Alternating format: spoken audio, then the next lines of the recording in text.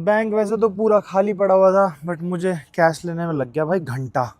ठीक है, बट ठीक है चलो, इनका नेट सर्वर बहुत ज़्यादा स्लो था, तो ये कह रहे थे कि टाइम लग जाएगा, आप कहीं और से निकलवा लो। मैंने इनसे बोला मेरी फ़्लाइट है, लेट हो रहा है, बट और कोई ऑप्शन था नहीं, काफ़ी दूर दूर थे, तो मैंने कोई नहीं, आप जितना टाइम ले रहे हो लो, बट एटलीस्ट कैश निकाल के दो।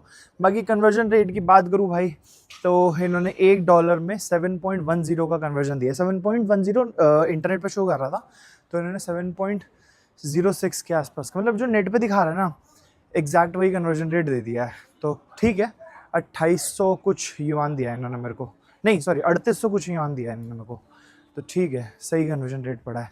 चलते हैं फटाफट भाई, रेस्टोरेंट का बिल पे करते हैं। वो भी सोच रहा होगा भाई कहाँ चला गया 1-1.5 घंटे से। ठीक है, उसके बाद निकलते हैं एयरपोर्ट की तरफ। और भाई ऐसी भयंकर नींद आ रही थी ना, मैं वहाँ बैठे बैठे मन कर रहा था कि बिस्तर मिल जाए बस, बट कोई नहीं, चलो अब चल के सोएंगे 1-1.5 घंटा, फिर फ्लाइट में सोऊंगा। आज रात को जाके वैसे ही सोना ही है। बहुत बड़ा मॉल है भाई, अच्छे अच्छे ब्रांड्स भी यहाँ पे देखो, पोलो पेड्रो, वहाँ पर मिनी सूप भी है, एमआई का शोरूम भी है, डोमिनोज भी है, ठीक है, और अपना इंडियन रेस्टोरेंट भी अंदर ही, हुआवे का भी है, देखो ये रहा, सही है, बढ़िया। चलो भाई, ले लिया खाना वाना। वो कह रहे थे कि बाहर से ही कैब मिल जाएगी, खड़े रहना बस 2 मिनट, बुक करने की नीड नहीं है। बाकी 1 मिनट, बिल की बात करूं तो भाई बिल आया है 156 RMB, इंडियन रुपीज़ में आपका हो गया 300-1500, लगभग 1850 रुपये के आसपास। बट ठीक है, 2 टाइम की मील है, बट ये जो टैक्सी का पड़ गया ना मेरे को आने जाने का, हज़ार तो नहीं, 900 रुपये, ये ज़्यादा पड़ गया, वरना उसके अलावा तो बहुत एक्सपेंसिव नहीं है आउट ऑफ इंडिया के हिसाब से। अगर आप इंडियन फूड देखोगे वो भी इतनी अच्छी क्वालिटी का, तो भाई रिकमेंडेड, अगर आते हो शियान तो आ सकते हो, मैंने बता दिया है, लोकेशन देख लो। ये डोमिनोज पिज़्ज़ा है, इसी के बगल में ये रहा ओमेक्स करके है, इसके अंदर जाते ही राइट हैंड साइड पे। सोचो एयरपोर्ट भी मुझे यहाँ पे ट्रांसलेट करके दिखाना पड़ रहा है, ऐसे समझ ही नहीं आ रहा किसी को। फिर ये टर्मिनल पूछ रहा था तो मैंने इसके आगे T5 लगा दिया। अब ये समझ तो गए, एक बार में देख के इन्होंने बोला कि ओके, और उसके बाद उन्होंने लोकेशन लगा लिया। यहाँ पे वापस से 8.5 युआन से शुरू हो गया है। इस बार देखते हैं भाई, जाते टाइम पे एग्जैक्ट लगता है मेरे हिसाब से, थोड़ा सा जाम पे फ़र्क पड़ता होगा, ज़्यादा तो नहीं, 1-2 RMB का फ़र्क पड़ता होगा मैक्सिमम। अब ये देखो भाई, यहाँ पर टोल आया है, और यहाँ से अब ये जो टोकन सा निकलता है यहाँ से लेंगे, और नेक्स्ट टोल पे जाके सबमिट करके और फिर वहाँ पर पे कर देंगे। अब मेरे साथ इशू क्या है कि जब मैं अपनी गाड़ी लूँगा तो मेरे जो स्टीयरिंग व्हील होगा वो यहाँ पर होगा, और यहाँ पर देखो लेफ्ट हैंड साइड पे, तो मेरे को ना उतर के बार बार जाना पड़ेगा उस तरफ, और फिर इसको पुश करना पड़ेगा। देखो अभी टोकन निकलेगा यहाँ से, ये देखो बाहर आया, इन्होंने टोकन निकाल के रख लिया अपने पास। अब ये टोकन सेम ये जाके अगले टोल पे सबमिट कर देंगे। तो उतर के जाना पड़ेगा निकालने के लिए भी, और अंदर डालने के लिए भी उतर के जाना पड़ेगा, और पीछे जाम लग जाएगा। तो ये बहुत बड़ा इशू है, क्योंकि एक्सप्रेसवे पे आप देखो कितनी जल्दी जल्दी निकलती हैं गाड़ियाँ, तो मेरी वजह से फिर वहाँ पे डिस्टर्बेंस क्रिएट होगा। तो ये इशू भी मेरे दिमाग में चल रहा था, अगर कोई होता को ड्राइवर सीट पर तो मेरी हेल्प हो जाती।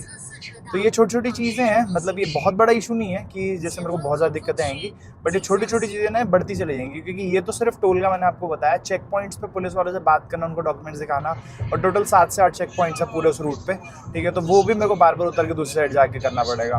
कुछ भी होता है तो ऑब्वियसली इंडिया में ड्राइवर साइड राइट में, तो राइट हैंड साइड पे मिल जाता है आपको, बट चाइना में, इवन पूरे यूरोप में भी मेरे साथ यही होने वाला है कि लेफ्ट हैंड साइड से मेरे को सारी चीज़ें करनी पड़ेंगी उतर उतर के। एयरपोर्ट के नाम पे भूल भुलैया है भाई, पूरी भूल भुलैया, सीरियसली पता नहीं कहाँ गोल गोल गोल गोल, मैं तो वो समझ ही नहीं आ रहा था। अब यही है ना एंट्री, ये देखनी पड़ेगी एक बार। यही लग रही है वैसे मेरे को, बट नीचे थी यार, मतलब बेसमेंट में थी टैक्सी की, तो चलो है तो यही, एटलीस्ट कहीं से भी चला जाऊँगा, अंदर तो एस्केलेटर लगी हुआ है। There yeah yes yes, oh no, domestic yeah domestic, yeah domestic, yes yes yes, it is closed. Okay okay okay okay okay, हंस रहे हैं, ये क्लोज है ना ये वाला डोमेस्टिक डिपार्चर। मुझे डोमेस्टिक ही जाना तो सही बात है। अच्छा T5 डोमेस्टिक होगा, क्योंकि अभी तक जो मैं बैठा होता ना T3 था।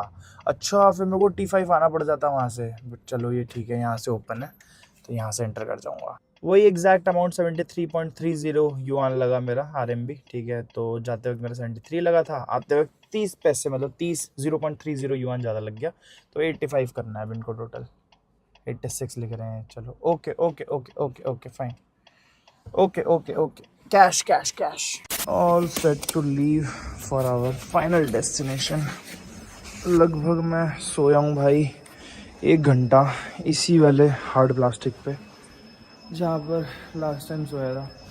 सेम अभी भी याद है मेरे को, ऐसी नींद में बुला उठ के करता हुआ फ्लाइट के लिए निकल रहा था। लगभग 2 घंटे बचे हैं फ्लाइट उड़ने में। मैंने कहा चल यार एक बार वॉशरूम भी यूज़ कर लेते हैं, पानी वानी पी के निकलते हैं, क्योंकि अब यहाँ चाइना में ना सिक्योरिटी चेक में टाइम लगता है। मुझे यहीं का डर था सबसे कि क्या होगा यहाँ आगे सिक्योरिटी चेक में, तो देखते हैं क्या क्या ये लोग निकलवाते हैं। वैसे तो मैंने सारी चीज़ें डाल दी हैं ट्रॉली में, सब कुछ चेक इन में चला जाएगा। कैबिन में मैंने बहुत कम रखा है सामान, मतलब नॉर्मल सामान है जो अलाउड होता है। बाकी खाना है मेन यार, खाना पैक कराया, वो ना निकलवा देंगे ये लोग। यहाँ पर तो इन्होंने सेल्फ चेक इन की मशीन बना रखी है, तो मैंने सोचा कि सेल्फ चेक इन पर भी टाइम वेस्ट नहीं करते हैं, क्योंकि मैं थोड़ा ज़्यादा सो गया। ज़्यादा नहीं सोया, कम सोया हूँ, बट बहुत लेट हो गया, तो मैंने कहा कि यार जाके करा लेता हूँ फटाफट। बट यहाँ पर तो इन्होंने बोला कि सेल्फ चेक इन ही है, डोमेस्टिक के लिए इन्होंने सेल्फ चेक इन का ही डेडिकेटेड एरिया बना दिया है, और अलाउड ही नहीं है नॉर्मल चेक इन। बताओ, अब चलो फटाफट देखते हैं यार करके कितना टाइम लगेगा यार इसमें। तो सबसे पहले तो ये कह रहा है कि start processing, read the ID card at the bottom, start processing. ठीक है, इसको यहाँ पे पुश करते हैं, आईडी कार्ड इज शोन। ठीक है, क्या आ गया? ठीक है, नेक्स्ट जियान टू कोलमोट की फ़्लाइट है मेरी। ठीक है, अभिषेक पांडे। ठीक है, रैंडम सीट सिलेक्शन, क्योंकि इसमें तो पैसा लग जाएंगे, वो मुझे करना नहीं है। कैबिन वाई, चलो प्रिंटिंग, अच्छा बोर्डिंग पास आ रहा है। ठीक है, नाइस, तो फटफट आ गया यार। Okay, please carefully check the above flight information, if you need to check in your luggage please click yes, if yes no. ठीक है, बैगेज। ओके, अब बैगेज कैसे दूँ यहाँ पर? Check baggage the self check. अरे ये क्या हुआ?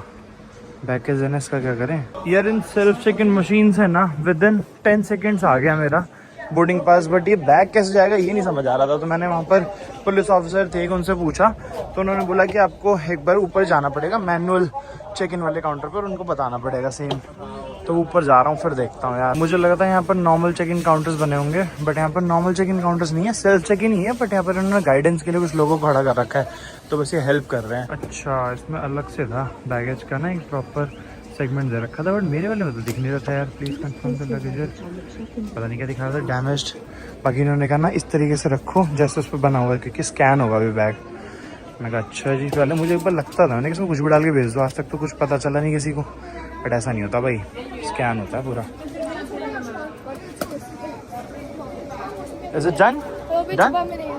ओके ओके ओके, अच्छा वेट ले रहे हैं अभी ये, कह रहे वेट करो। 18 kg कम कैसे हो? अच्छा मैंने नहीं यार, 1 किलो की जैकेट थोड़ी होगी, पता नहीं यार 18 kg कैसे हो गया। मैंने जो लास्ट किया था 19.3 था। अच्छा, अब ये रिसीट दे देंगे एक बैगेज क्लेम की, जो हमारी बोर्डिंग पास के पीछे लग जाती है ना, ऐसे रिसीट। अगर आपका बैगेज नहीं मिलता है, फिर ट्रैक करना होता है, तो उस रिसीट से मिल जाएगा। चलो भाई, आखिरी फ़्लाइट हमारी इस जर्नी की। बहुत ज़्यादा थकान हो गई है भाई, अगली बार से कसम से मैं ऐसे 2-3 लेवर वाली फ़्लाइट तो कभी नहीं लेने का। और जब कनाडा से वापस आना होगा या यूएस से वापस आना होगा बीच में, तो भी कोशिश करूँगा भाई कि 2 लेवर में हो जाए। 2 लेवर में भी ऐसे कि इतना लंबे लेवर ना हो भाई, बैंड बच जाती है सीरियसली। बट चलो ठीक है, अब आज रात को अपनी गाड़ी के पास पहुँच जाएंगे आफ्टर 3 or 4 आवर्स, और उसके बाद फटाफट रिपेयर करके फिर कल से प्रोबेबली अपनी जर्नी शुरू करेंगे। यहाँ के सिक्योरिटी चेक से तो भाई अलग ही इम्प्रेस्ड हूँ मैं, नो डाउट। खतरनाक सिक्योरिटी चेक होता है भाई चाइना में, मेनलैंड चाइना में खासकर बात करूँ तो, क्योंकि भाई मतलब कह रहा हूँ ना, शूज़ तक उतरवा लिए मेरे, शूज़ को एकदम टो के देखते हैं, हुडी वुडी सब कुछ उतरवा के टेस्ट करके सब कुछ चेक करके उसके बाद क्लियर किया मुझे। मैंने नाना करते टाइम लेते हैं अच्छा खासा यहाँ पर बंदे के ऊपर।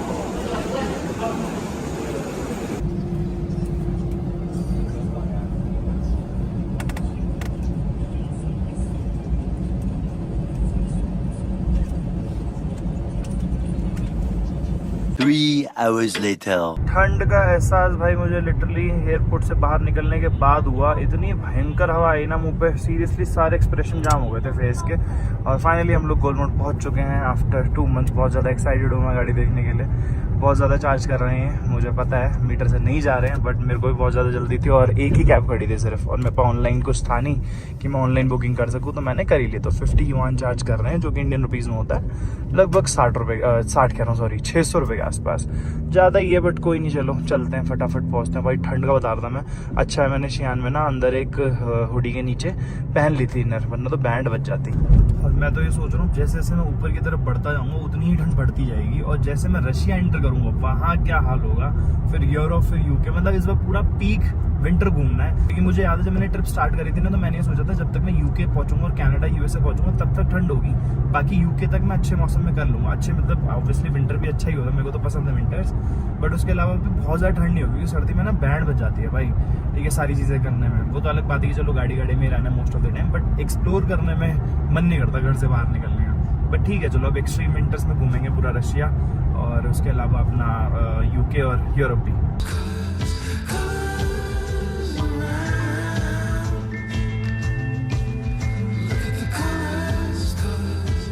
पहुंच गए भाई लेमांडे होटल, यहीं पर ही अपनी गाड़ी खड़ी है। एक बार चल के ना पहले मुझे रिसेप्शन पे बात करनी पड़ेगी गाड़ी के पास जाने से पहले कि यार आ गया हूँ मैं, क्योंकि 1 महीना बोल के गया था और लगभग 2 महीने हो चुके हैं। तो अब देखते हैं लोग क्या बोलते हैं, क्योंकि मैंने पार्किंग के लिए भी 1 महीना बोला था, ऑब्वियसली इनका स्पेस मैंने 2 महीने तक ले रखा था। पैसों की बात नहीं है, चलो वो तो मैं पे वो तो मैं पे करूँगा ही, बट उसके अलावा भी कहीं कुछ और ना ये सुनाने लग जाए मुझे कि यार 1 महीना बोल के लगभग 2 महीने तक आप गायब थे और ना ही कॉल किया ना कुछ, क्योंकि लग ही नहीं पा रहा था इनका नंबर। मैंने एडवर्ड से बोला, उन्होंने बोला करता हूँ, फिर हो ही नहीं पाया वो, बस यहीं अंदर ही खड़ी है गाड़ी। ले लिया भाई यहाँ पर रूम, बाकी सारी डिटेल्स ऊपर चल के बताता हूँ। बाकी अपने यही थे गार्ड साहब, हेलो इन्होंने ही मेरी गाड़ी पार्क कराई थी, तो देखते पहचान गए। बाकी अपना फॉर्मेलिटीज़ पूरा करके चलते हैं ऊपर, रूम लेते हैं। और अभी इन्होंने बताया मेरे को कि मतलब मैंने इसे बोला कि मुझे रूम भी चाहिए, तो इन्होंने बोला स्टैंडर्ड चाहिए कि आपको लग्जरी वाला चाहिए, तो मैंने कहा स्टैंडर्ड चाहिए। तो उस दिन जब मैं रात में आया था ना, मेरे को यहाँ पे 7,500 हज़ार का रूम पड़ा था, और कोई ऑप्शन नहीं दिया था, क्योंकि वो मेरे को लेके आया था, आपको याद होगा। बट अभी इन्होंने मेरे से डायरेक्टली आया, मैं ऑप्शन पूछा तो वो मेरे को इन्होंने बताया 290 युआन, जो कि इंडियन रुपीज़ में होता है 3500। तो यार उससे सीधा 50% हो गया। तो एटलीस्ट चलो मेरे माइंड में, मतलब ऑब्वियसली महंगा है 3500, मैं इतना नहीं खर्च करूँगा आगे। दिमाग में जो चीज़ थी ना कि 6,500-7 हज़ार रुपये खर्च करने, वो नहीं करना है मुझे, सिर्फ यहाँ पर 3,500 का रूम मिल रहा है। तो ये भी ठीक है, फटाफट गाड़ी देखनी है भाई, बस यहीं से राइट जाके सामने पार्किंग है। बट उससे पहले एक बार मैं सोच रहा हूँ कि रूम ले लूँ, ताकि वहाँ से गाड़ी देख के फिर सीधा ऊपर ही जाऊँगा। तो 300 युआन इनको दे देते हैं भाई। अच्छा मैंने वहाँ पर शियान में निकलवा ली थी, अगर नहीं निकलवाता ना मैं तो यहाँ पर ऑनलाइन पे करने को बोल रहा था, मेरे पास ऑनलाइन पेमेंट थी नहीं। थैंक यू, इस टाइम में मुझे परेशान करना पड़ जाता फिर एडवर्ड को। चलो जी, ऑल सेट टू गो। अब ऊपर नहीं जा रहा, पहले जा रहा हूँ मैं गाड़ी के पास। और अभी मैंने बात भी कर ली, जो बेसिकली एयर रिमूव करवाने वाले हैं, तो वो कह रहे हैं कोई दिक्कत नहीं, अभी करवा देंगे इस टाइम में। इंडिया में इस टाइम पे 8:30 बज रहे हैं, ठीक है। बट दिक्कत ये है सारी कि कहीं उसकी बैटरी डिस्चार्ज ना हो गई, क्योंकि मैं टर्मिनल हटाना भूल गया था, जैसे कि मैंने बताया। तो ओह सॉरी, थैंक यू। तो पासवर्ड भूल गया भाई, ठीक है। तो वही बोल रहे हैं कि वो भाई वो मशीन देखो, लास्ट टाइम मैंने दिखाई थी, ये घूम घूम के भाई ऊपर नीचे जाती है। रूम का नंबर फीड कर दो इसके अंदर, सारी चीज़ें करती है अपने आप ही, देख रहे हो, बढ़िया है। हाँ तो वही मैं बता रहा था कि कहीं इसकी बैटरी ना डिस्चार्ज हो गई है, सिर्फ एक समस्या है। सामान रख के फिर एक बार तसल्ली से नीचे आके देखता हूँ। रूम टूर दे देता हूँ भाई, इसको पहले डालो इसके अंदर। यहाँ पर एंट्री लेते हैं लेफ्ट हैंड साइड में सारे के सारे स्विचेस दे रखे हैं, जिनको मैं ज़्यादा यूज़ करता नहीं हूँ। थोड़ा खेल लिया था जब आया था, बट उसके अलावा बहुत ज़्यादा यूज़ नहीं। और लेफ्ट में एंट्री लेते हैं वॉशरूम, नीट एंड क्लीन सा वॉशरूम। यहाँ पर राइट हैंड साइड पे शावर एरिया दे रखा है, बहुत प्यारा सा। इसमें भी देखो गाने वाने चला सकते हो, जैसा कि उस बड़े वाले रूम में था ना, लगभग सारी चीज़ें सेम है। और इनका जो ये सारा सामान है ना, शैम्पू, कंडीशनर, ये सब कुछ, इसकी बहुत अच्छी क्वालिटी है, ठीक है। यहाँ पर अपना वॉश बेसिन, बढ़िया सा नीट एंड क्लीन मिरर। इधर अपना पॉट दे रखा है, पूरा का पूरा इलेक्ट्रिक है ये भी, ठीक है। मतलब साइज छोटा है बस, वैसे तो सब कुछ ठीक है। और इधर आ जाता है अपना बेडरूम, इधर वार्डरोब दे रखी है, बेड है नीट एंड क्लीन सा।